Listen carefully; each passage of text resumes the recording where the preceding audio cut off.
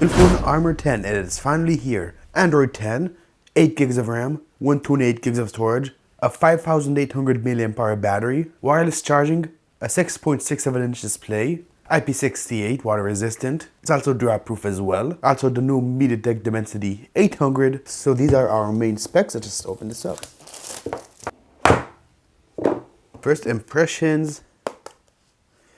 You do get a mix of rubber and plastic, but this is hard plastic. It feels durable in the hand, not too thick. So yeah, for 5800 mAh and being a durable phone, it actually feels quite nice in the hand.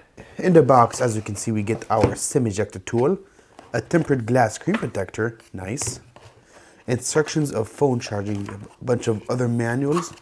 Of course, we get our charging cable, charging brick, and a headphone dongle. This is where our SIM and micro SD slot is, so you just do that. We can pull that with our fingernail. This part feels kind of loose. I don't know if that's on purpose or not. Why did the phone come with a SIM ejector tool if I can just do it with my finger? I have no idea. Okay, so first impressions, the display doesn't look bad at all. So I'm gonna set this up and get back to you.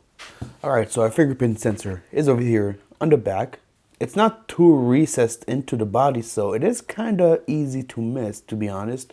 So you're gonna have to get used to that. But the overall setup, let's see. Not bad. There we go.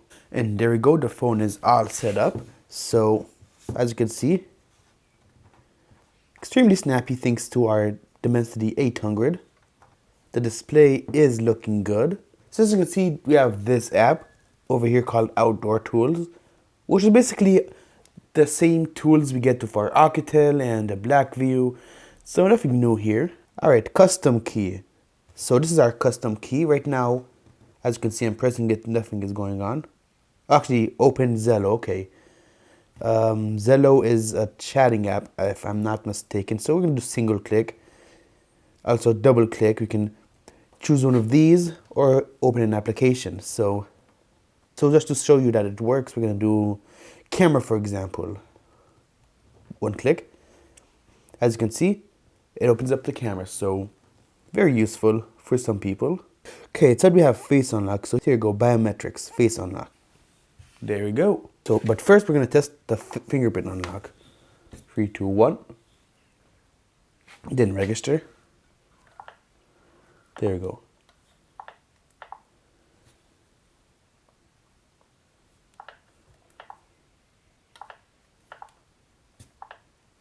So as you can see, the fingerprint unlock is nice and fast. Whether it's accurate or not, you're gonna have to get used to it. Right now it's hard because I'm holding the phone in an awkward position just to show to the camera. I feel like a slight vibration and it unlocks instantly. So I really like the fingerprint unlock.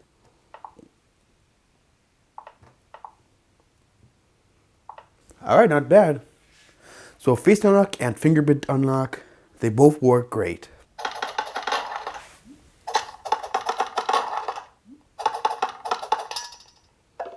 Okay, so it's not lagging, but there was a bit of drop in frame rate. So let's see if disabling ads solves this.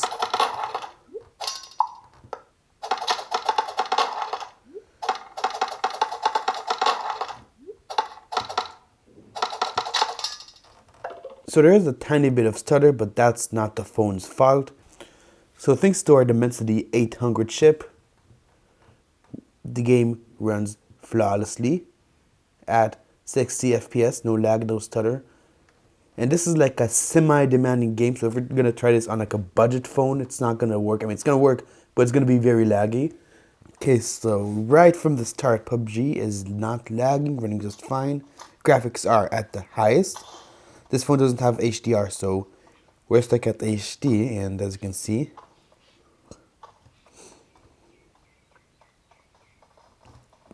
it's not 60 FPS, but it looks like 30, 35, maybe 40 FPS. So as you can see, I'm running, and there's no stutter. Over here to the plane, no stutter. I also loaded up the graphics pretty quickly. So this phone is a gaming beast. It can run just about any game you throw at it with no problems whatsoever.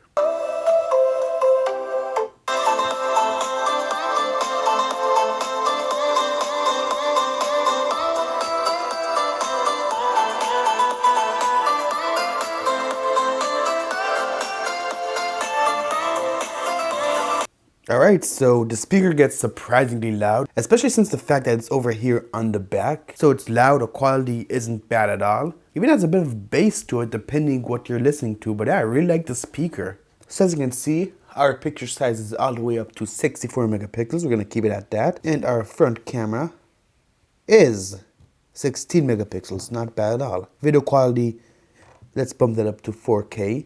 The front camera is only full HD, which is fine. So let's take our first selfie. Let's go outside.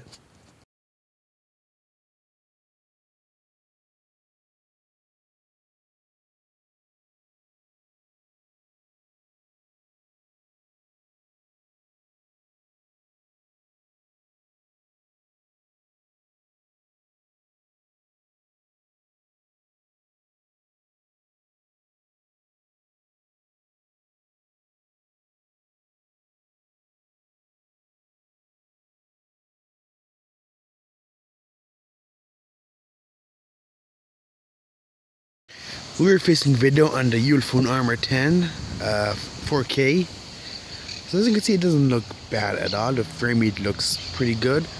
And the focus as well, look. So I didn't tap anything. So as you can see, there was a bit of loss of focus there, but other than that, it is pretty good. Look at that. Nope, doesn't work here. It's not the most reliable focus, but it is pretty good for the price and the company. Front-facing video, the Ulefone Armor 10, full HD. On my end, it don't look that good. I mean, the lighting is a bit off. It's a bit better. Let me know what you guys think.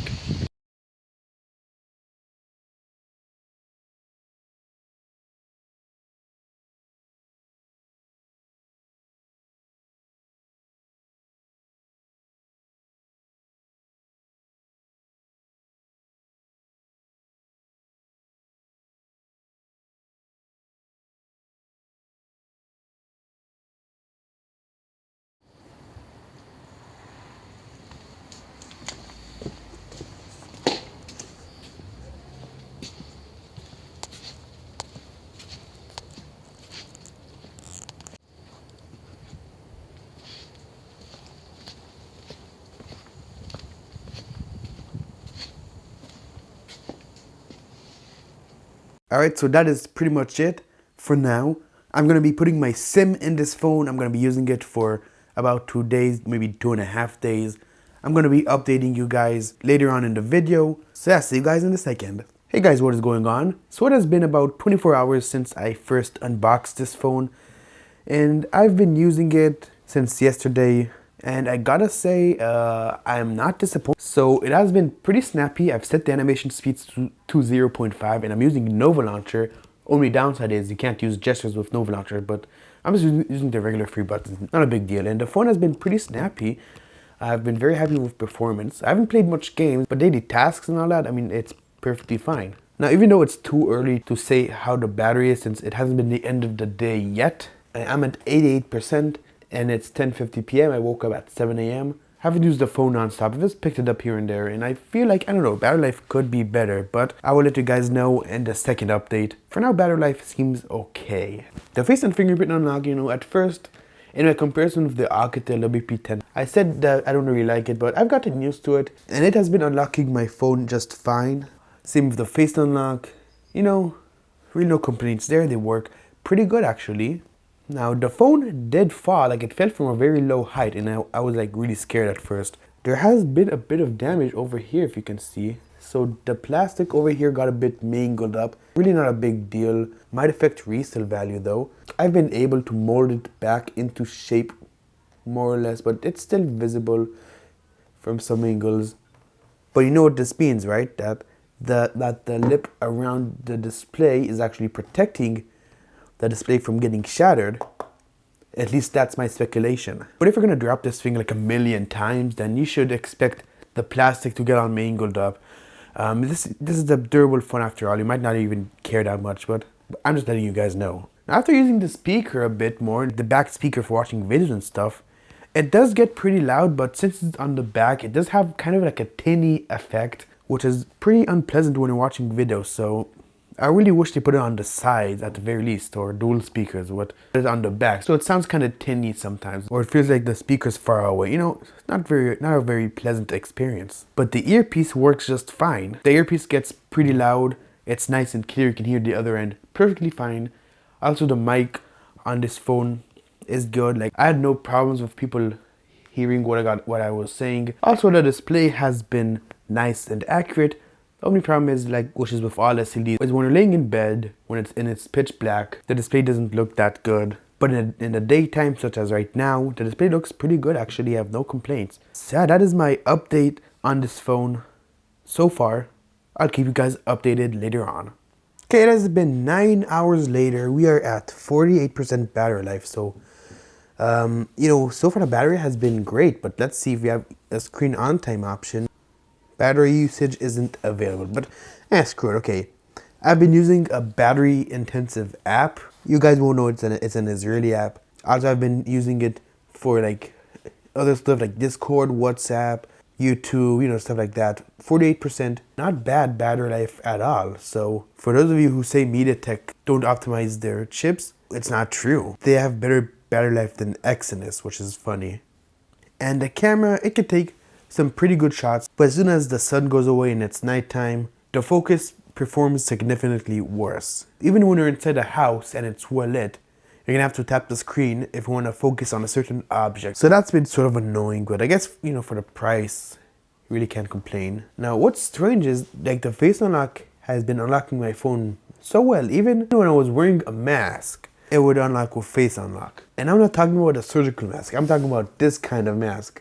And the phone's still unlocked. So, you know, that just goes to show the kind of security it really offers. Also, I found a 5G tower nearby, like in the closest town here. Like, at least I think it's a 5G tower. Like, I don't know, I stood next to it and I had full bars of 5G according to the phone at least. And, you know, the phone, it's pretty dishonest because it shows that you have 5G when you really don't. Because I went into speed test when it showed I had 5G, and the speed test app showed I was connected to LTE. So, you know, they're being pretty dishonest. As soon as I got next to this tower, I turned airplane mode on and off, and then I was connected to 5G. Though there's just one problem. 267 download speed, 107 upload speed. The upload speed is pretty good, but the download speed, not so much.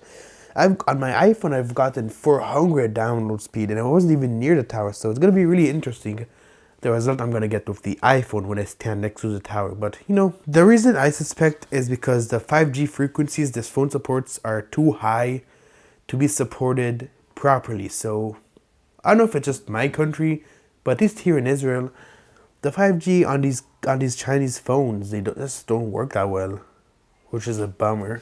Also, at one point I got this download speed, which is hilarious, 0.56. Wow, it's so amazing. And that is pretty much it. So should you buy this phone? I mean, this is an overall well-rounded device. I mean, if I can use it as a daily driver and not like feel like it's underwhelming or that it's lacking in terms of performance or battery or display, then this is good for pretty much anyone. So I do recommend this phone. I don't know about longevity, but I suspect it's gonna last a good few years. If you have any questions, leave them in the comments. This concludes my full review, and I will see you in the next video. Peace.